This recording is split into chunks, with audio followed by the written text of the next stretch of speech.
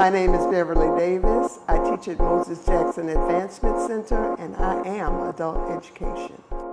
Good afternoon, Beverly. How are you today? Good afternoon. I'm doing great. Well, thank you so much for taking a little bit of your time to talk with me, and I'm really glad that we can share this with your peers. So the first question I have for you is, I know that teaching here at Moses Jackson is really special to you.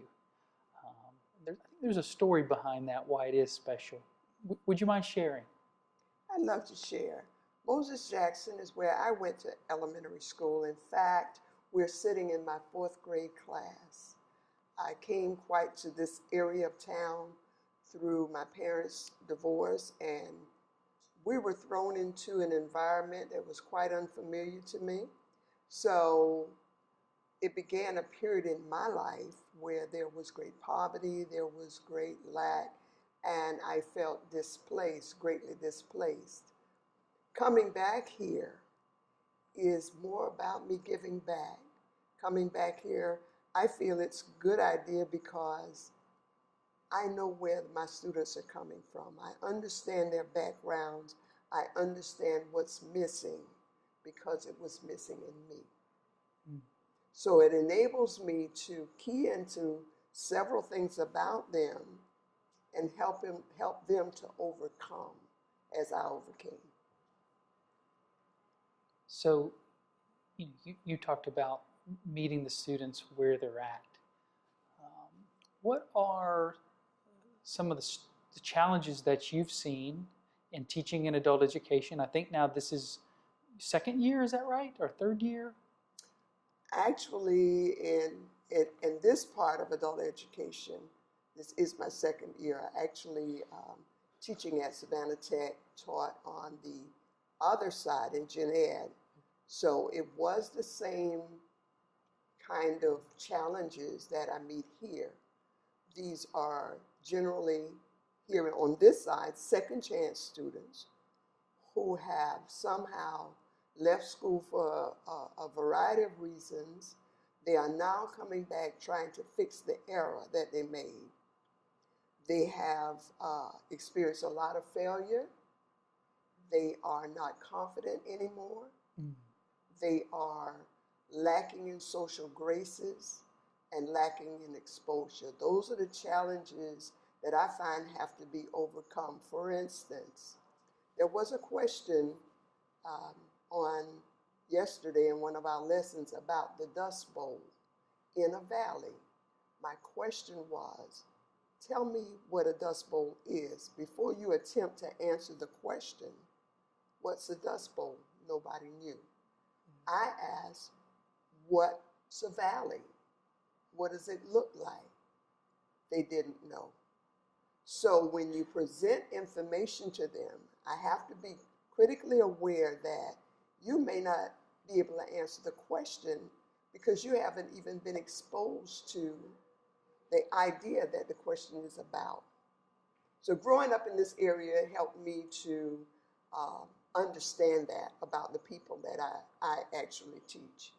So you had mentioned, the last thing you said was that lack of exposure. Is that really what you're talking to there? Is that the students have a limited set of experiences and therefore you can't assume that they have an experience that helps them to understand whatever the problem or question they're trying to solve is? And if that's the case, what are some other strategies that you use either to address that or other challenges in the classroom that you really think are effective? Before we begin a lesson, I generally, there's a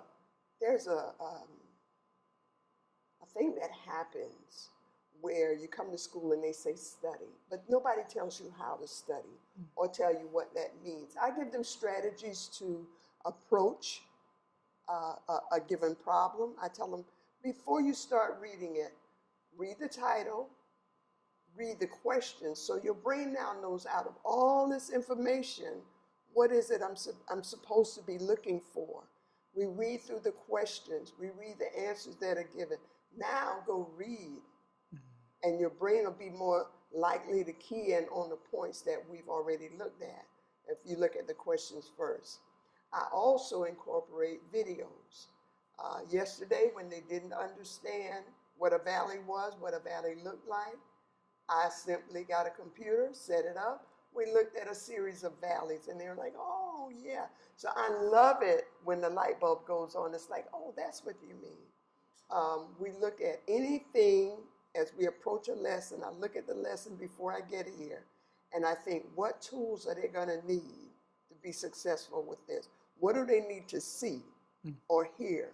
One of the things about living in this environment is that you have to assimilate into it to survive it.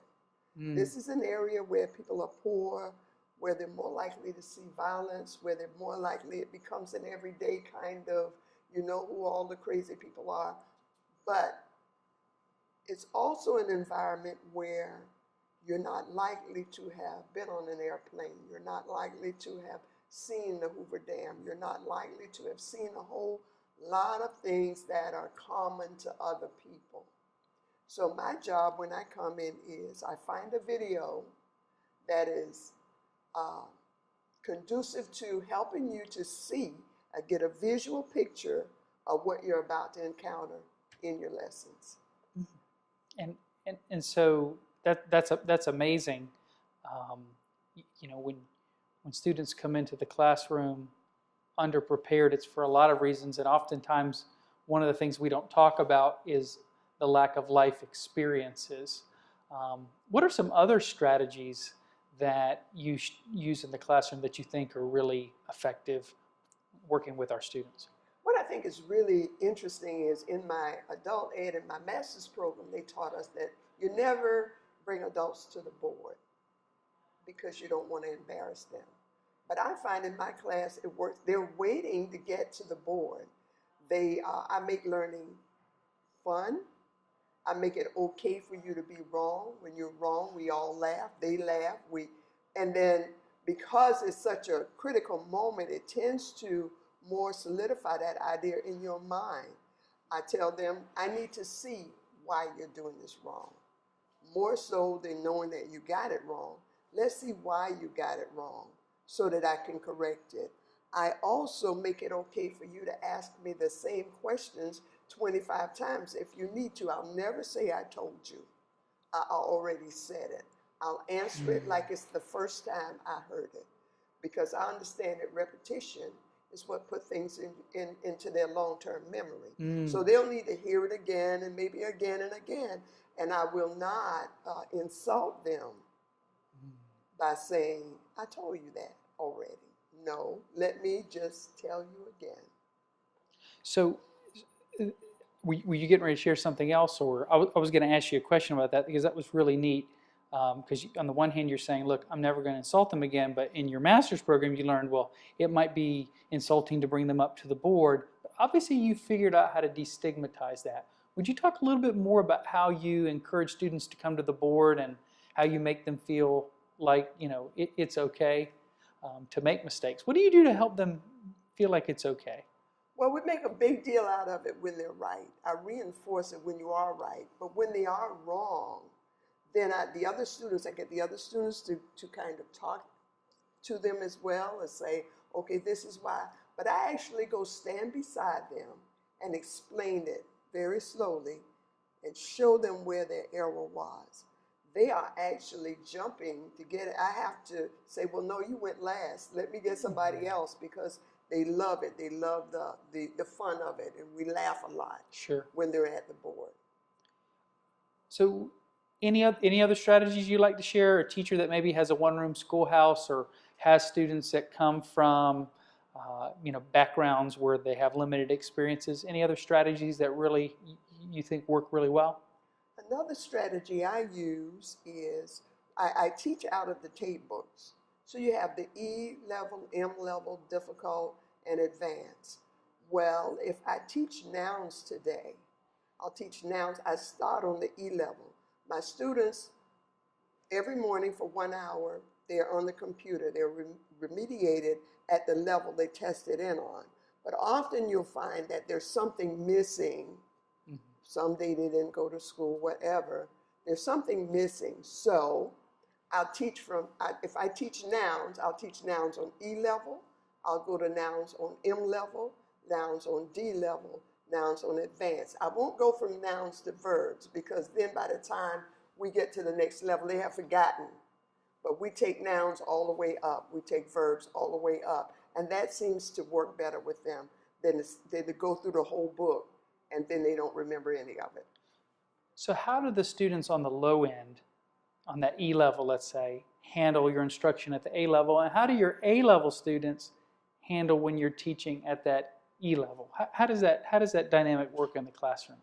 It's worked very well for me because the students that are more advanced, I'll explain to them that this will be review for you, but it's new for the others. And because I have a mixture of people who know and people who don't know, well, the people who know assist the ones that don't know. So we all move up, we rise together like a tide. I make it very well known, it's very well known to my students. If this is too elementary for you, you're free to go get on the computer and work on your level. But I have not seen one yet who will leave. They'll stay and review, and the ones that it's new to, when we rise like a tide. That's fantastic. Well, let me ask you one more question that we can kind of explore, which has to do with the biggest challenges in adult education. I think you've already talked about one of them, in my mind at least, which is the wide type of needs that are in a classroom, right? We can have students who come in who are needing a high-level math and a student who's maybe learning basic fluency in reading. Do you think that's one of the biggest challenges, or what? And if so, any other comments about that, or what else? What other type of challenges do you think? In the one-room environment, that can be challenging because I have to be very careful not to discourage a lower level learner and also not bore a higher level. Mm. That is one of the reasons I use the computer lab to first hour every morning, everybody's working on their level. If I have a lower learning student during that hour, they come into the classroom with me and I'll teach them more, I'll slow down a little bit more. I'll find out exactly where they are and we'll take it from there. So they know we can come over here and just you and I, one-on-one, let's put this together, and then they're a little bit more comfortable when they come into the class when we're moving a little bit more quickly. They also know that I'm invested in them. I stay and tutor them, and I'm not getting paid for it. They know that I'll stay more than one day a week and just sit with you and bring you and help you to bring understanding on any particular subject. So I teach them also to say, we repeat in the class, I am smart, I am capable, and I will get my GED, because I have many students who they've experienced so much failure until it's difficult for them to overcome the past failures that they've had. They don't have the confidence level, so we work on that as well. Probably the greatest grief to me that I've encountered is a student who gets all the way to the pinnacle, ready to take the test, and they just drop out. It's almost, I have not been able to, some of them you can call them back. I always call my students when they're not here, where are you? I'm looking for you, I miss you, I email them. But one of the greatest things that I find hard to overcome is when they are so convinced that they're going to fail that they won't even try. Ms. Davis, I want to thank you again for spending this time with me today. I think your peers have really enjoyed this conversation, and I wanted to end on that note because you truly represent what this sign here, Vote Your Peer sign, commitment to your students. I want to thank you for that, and your closing thoughts there. I think they remind all of us the challenge of adult education, but also the great opportunity to encourage others and make a difference. And you truly are adult education. Thank you, Ms. Davis. Thank you. I have my students repeat, I am smart, I am capable, and I will get my GED. My name is Beverly Davis. I teach at Moses Jackson Advancement Center, and I am adult education.